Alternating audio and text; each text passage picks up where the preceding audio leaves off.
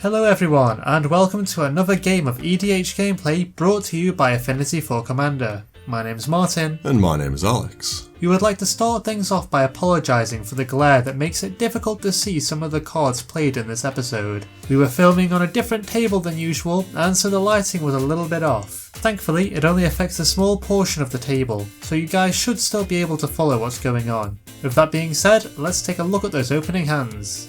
My commander is Feldon of the Third Path. I keep an opening hand of Ingots Chewer, Everflowing Chalice, Magerite Stone, Wild Guess, Opal Palace, Buried Ruin, and a Mountain.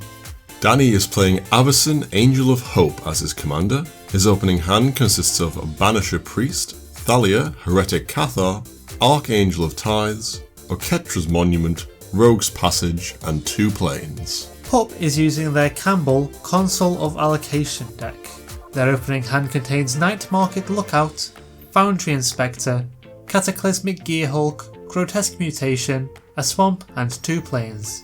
And last but not least, Tom's commander is Nissa, Vastwood Seer.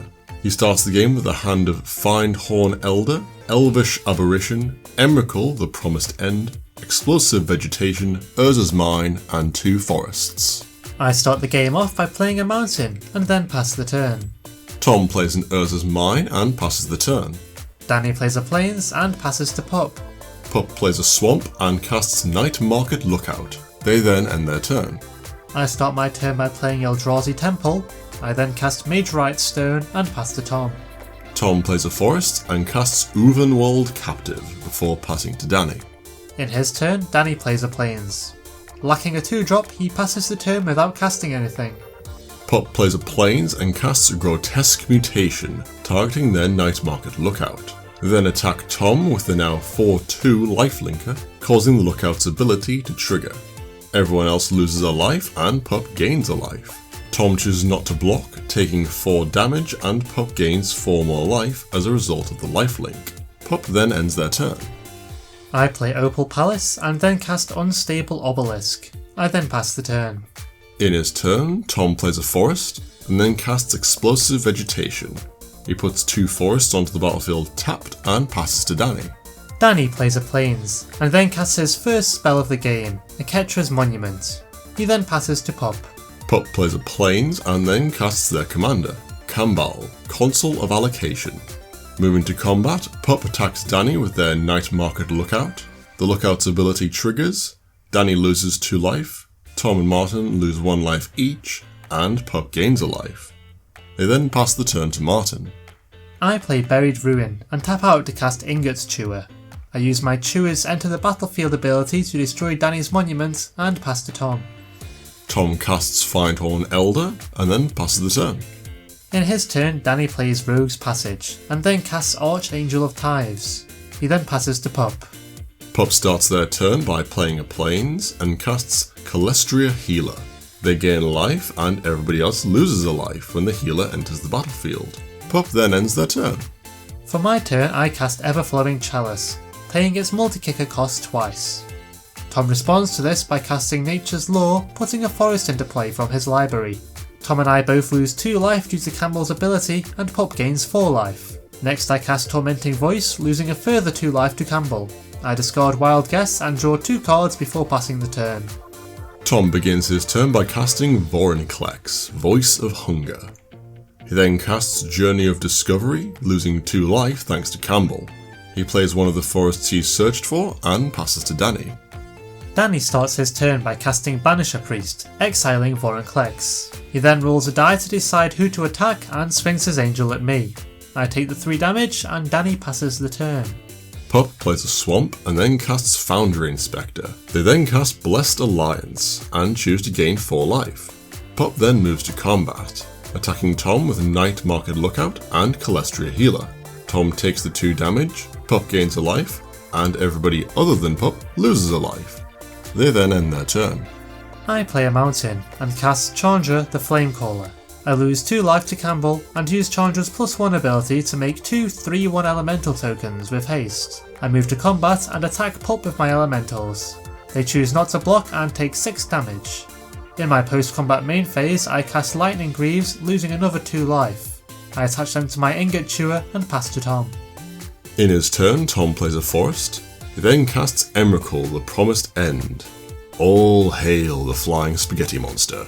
He targets Dani with her cast trigger and proceeds to take Dani's next turn. Tom, moves to combat and attacks himself with Banisher Priest. He blocks the Priest of Emrakul, destroying it and regaining control of Vorinclex. He then moves to his, or should that be Dani's, second main phase. This is so confusing. We forget that Vorinclex would have prevented Dani's land from untapping, and Tom casts Urza's Incubator. He names Dani's choice of creature, which after a quick Google search we confirm is in fact a real creature type. The more you know. Tom then ends his, or rather Dani's turn. Free from Tom's control, Dani moves to his extra turn. Unfortunately for him, his lands don't untap due to Vorinclex being in play. Oh dear. Unable to do anything, he passes the turn to Pup. In their turn, Pup plays a Plains. They then cast Tidy Conclusion, destroying Vorinclex and gaining 1 life. Unable to deal with Emrakul as well, Pup passes to me. Martin plays Gaia Reach Sanitarium and uses Chandra's +1 ability to make 2 3/1 elementals. He goes to combat and attacks Tom with the 2 tokens. Tom blocks 1 with Emrakul and takes 3 damage from the other. In his second main phase, Martin activates his Sanitarium, everybody draws and then discards a card, and Martin then ends the turn. Tom starts his turn by casting Abundance, losing 2 life. He then casts Nissa's Revelation, a super flavourful card considering his commander and current board state. He scries all 5 cards to the bottom of his library and reveals Whisperer of the Wilds, drawing no cards and gaining 2 life, which counteracts the life loss from casting the spell. How tragic. With nothing more he can do, Tom passes the turn. In his turn, Dani casts Thalia, Heretic Cathar, and then passes to Pup. Pup's mana remains tapped as a result of Vorinclex's ability, depriving them of resources. They play a Plains and then pass without casting anything. Martin begins his turn by playing a Mountain. He then uses his Unstable Obelisk's ability to destroy Emrakul. Once Tom's Eldrazi Titan has been bested by a column of rock, Martin moves to combat. He attacks Tom with Ingot Chewer, dealing him 3 damage. In his post-combat main phase, Martin activates Chandra's -X ability, removing 5 loyalty counters from her. This deals 5 damage to each creature, clearing the board. Happy with his turn, Martin passes to Tom. In his turn, Tom uses Abundance to draw a land. He then casts his commander, Nissa, Vastwood Seer. He puts a forest into his hand from his library and then plays it as his land for turn. This causes Nissa to transform into Nissa, Sage Animist. Tom uses her +1 ability, revealing a Thicket Elemental and putting it into his hand. He then passes the turn to Dani. Dani starts his turn by casting Heliod's Pilgrim. He searches his library for an aura and puts Faith's Fetters into his hand. Lacking the mana to cast it, he passes the turn. Pup plays a Plains, and then recasts their commander before ending their turn. For his turn, Martin plays a Mountain. He then casts Ulamog, the Ceaseless Hunger, Eldrazi Titan number 2 of the game. He uses Ulamog's cast trigger to exile Abundance and Kambal, and then equips his Lightning Greaves to the Tentacled Monstrosity.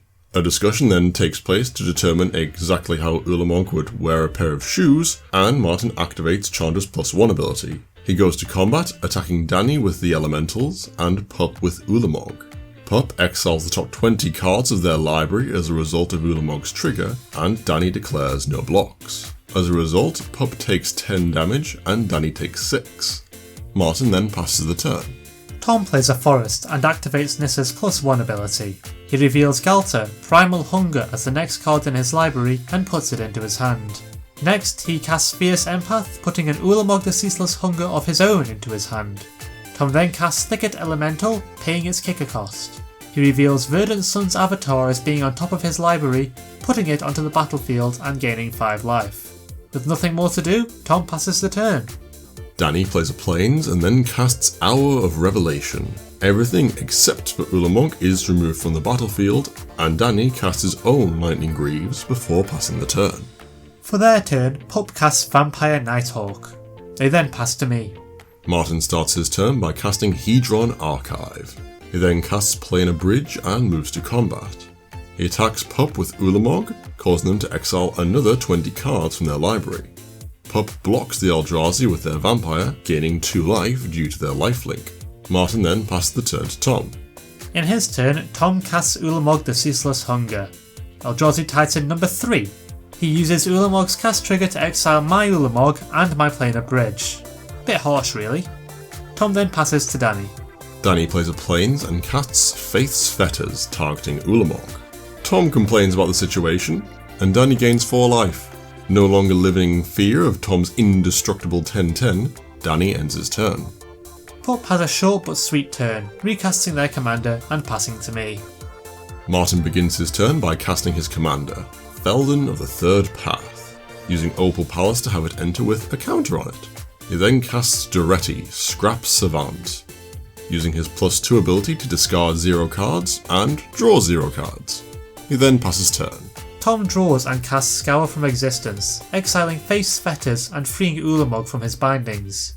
He loses 2 life thanks to Kambal, and then goes to combat. Tom swings Ulamog at me, and I exile 20 cards from the top of my library. I block the Eldrazi with Feldon, and Tom moves to his post-combat main phase. He casts Galter Primal Hunger, and then ends his turn. For his turn, Danny casts Karmic Guide, returning Banisher Priest to the battlefield. He exiles Ulamog with the Priest's Enter the Battlefield trigger, and then equips Lightning Greaves to the Priest to protect it. Having disabled Ulamog for the 2nd time this game, Danny passes the turn. Pup plays a Plains and casts Chief of the Foundry. Not wanting to make an enemy of me, they agree not to attack Duretti and pass the turn. Martin starts his turn by activating Gaia Reach Sanitarium, forcing everybody to draw and discard a card. He then casts Conduit of Ruin, putting Kozilek the Great Distortion on top of his library. Martin then activates Duretti's +2 ability, once again discarding no cards. He then passes the turn. Tom wastes no time in his turn and moves straight to combat. He attacks Duretti with his dinosaur and I declare no blocks. Duretti leaves the battlefield and Tom moves to his 2nd main phase. He recasts his commander, searching his library for a forest and putting it into his hand. Tom then plays his forest, causing Nissa to transform. He activates her +1 ability, revealing Void Winnower and putting it into his hand. Lacking the mana to cast it, Tom instead casts Crop Rotation, sacrificing a forest to put Urza's power plant into play. He loses 2 life thanks to Kambal, and then casts Seasons Past, losing 2 more. Tom returns a forest, Crop Rotation, Uvenwald Captive, Firehorn Elves, Explosive Vegetation, Thicket Elemental, Elvish Aberration, Nissa's Revelation, Vorinclex Voice of Hunger, and Emrakul the Promised End to his hand. Phew. Tom then realises that he just put 10 cards into his hand and discards down to 7 before passing to Danny.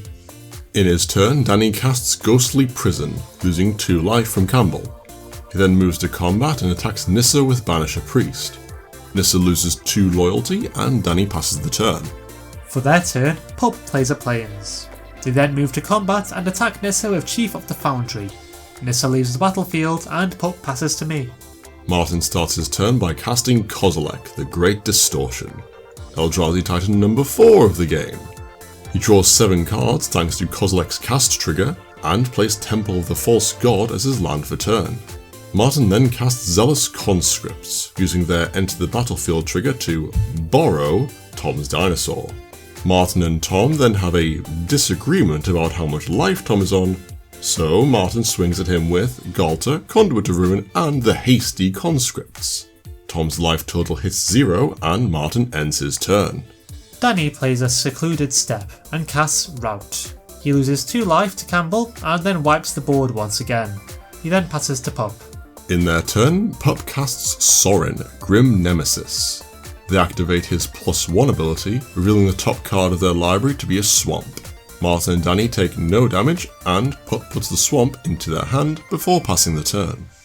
I play Shrine of the Forsaken Gods, and then recast my commander, once again using Opal Palace. Feldon enters with 2 +1/+1 counters, and I cast Hoarding Dragon. I search my library for Sundial of the Infinite and exile it under my dragon, and then pass to Danny. Danny plays Temple of the False God, finally giving him enough mana to cast his commander, Avacyn, Angel of Hope. He equips her with his Lightning Greaves and attacks Sorin for 8. Sorin leaves the battlefield and Danny passes the turn. Pup plays a Swamp and recasts their commander for the 4th time. They then end their turn. In his turn, Martin plays a mountain. He then activates Feldon's ability, making a robot copy of Kozilek the Great Distortion. Eldrazi Titan number 5 of the game. He goes to combat and attacks Danny with his hasty robotic tentacle monster, which Danny is unable to block thanks to Kozilek having Menace. Danny takes 12 damage and Martin moves to his second main phase. He sacrifices Hedron Archive to draw 2 cards and then casts Faithless Looting, losing 2 life from Kambal. He draws 2 cards and discards 2 cards, and casts Dark Steel Ingot, losing another 2 life. Martin then passes the turn, sacrificing his Kozilek token in his end step. For his turn, Danny casts Divine Reckoning, losing 2 life as a result of Kambal. I choose to sacrifice Hoarding Dragon, putting Sundial of the Infinite into my hand. Danny then casts Field of Souls, losing another 2 life, and goes to combat. He attacks me with Avacyn, dealing me 8 damage, and passes to Pup. Pup plays a Plains and attacks Martin for 2 with their commander. They then end their turn. I play a Mountain, and then form a temporary truce with Danny in an attempt to lower Pup's life total a bit before they steal the game from under us. I cast Tybalt, the Fiend Blooded, losing 2 life. Yes, I actually run this card, and yes, I know that it's awful. Hashtag Team Tybalt. Next, I cast Sundial of the Infinite, losing another 2 life, and I activate Tybalt's +1 ability, drawing a card and randomly discarding a mountain. Not yet finished, I cast Thran Dynamo, losing another 2 life, and activate Gaia Reach Sanitarium. Everybody loots. Next, I activate Feldon's ability, making a robot copy of Kozilek once more. Eldrazi Titan number 6. I go to combat and attack Pup for 12 with the robot, and then go to my end step. I then respond to my token's sacrifice trigger by activating Sundial of the Infinite, ending my turn with the trigger on the stack, therefore avoiding having to sacrifice my creature. Now that's what I call value. Danny plays a Plains and casts Rhea Dawnbringer. He goes to combat and attacks Pup for 8 with his commander, and then passes the turn. Pup starts their turn by casting Swords to Plowshares, exiling my Kozilek token and gaining me 12 life. Pup then passes the turn. Martin plays Phyrexia's Core, and then sacrifices Buried Ruin to return Mage Right Stone to his hand. He casts it, losing 2 life, and activates Feldon's ability to create a token copy of Kozilek, Eldrazi Titan number 7. He then activates Mage Right Stone to untap Feldon, and casts Molten Primordial, stealing Rhea Dawnbringer and Kambal until the end of turn. Martin then activates Feldon's ability once more, this time creating a copy of Scuttling Doom Engine. He activates Tybalt's +1 ability, drawing and randomly discarding Burning Inquiry. Moving to combat, Martin attacks Danny with Robo Kozilek and Pup with everything else. Unable to block, Danny takes 12 damage and Pup takes 18. Moving to his end step, Martin sacrifices his tokens, which cause the Scuttling Doom Engine's ability to trigger, dealing Pup a further 6 damage. In their turn, Pup casts Precator Pillarbug and passes to me. Martin begins his turn by activating Tybalt's +1 ability, drawing and then randomly discarding Spawn of Thraxus. He activates Feldon's ability, creating a copy of Spawn of Thraxus, dealing Pup 7 damage with its Enter the Battlefield trigger. Martin then uses Mage Right Stone to untap Feldon, and does the same thing again. Next, he activates Gaia Reach Sanitarium, causing himself and Pup to loot. Martin then casts Swiftfoot Boots, losing 2 life, and attaches them to Feldon. Moving to combat, Martin attacks Pup with both of his dragons and Molten Primordial. Pup blocks the Primordial with their Pillarbug, tapping a swamp to give it Death Touch. Before damage, Pup casts Essence Extraction on Martin's Primordial, gaining 3 life. Both creatures then die, and Martin moves to his end step. He activates Sundial of the Infinite in order to keep his dragon tokens, and passes the turn to Pup. Pup starts their turn by casting Consulate Crackdown, exiling most of my board. Ouch! Pup then casts Fumigate, destroying Feldon and Kambal and gaining 2 life. They then pass the turn. In his turn, Martin activates Tybalt's +1 ability, drawing a card and then randomly discarding a mountain. He then recasts his commander, using Opal Palace to put 3 +1/+1 counters on him. Next, Martin activates Gaia Reach Sanitarium, causing the 2 players to draw and discard. He then passes to Pup. Pup casts Consulate Skygate, realises that they are 1 mana short of casting their commander, and then ends their turn. Martin casts Wild Celebrants, using their End of the Battlefield trigger to destroy Pup's only creature. He then activates Tybalt's +1 ability, drawing and then randomly discarding Soul Ring. Next, Martin uses Feldon to make a copy of Kozilek, Eldrazi Titan number 8 of the game. He activates Gaia Reach Sanitarium, loots, and goes to combat. He attacks Pup with Kozilek, dealing them 12 damage, and ends his turn, sacrificing his token in the end step. Desperate for blockers, Pup recasts their commander yet again, and then passes the turn to me. Martin starts his turn by activating Tybalt's -6 ability, taking control of Kambal. He uses Feldon to make a copy of Kozilek, bringing the Eldrazi Titan count of this game up to 9, and then swings everything at Pup to win the game. Well, that's it for another episode. We hope that you enjoyed it as much as we did. If you like what you saw, don't forget to like and subscribe to our channel to show your support, and check out our Twitter, @4Commander. We'll see you next time.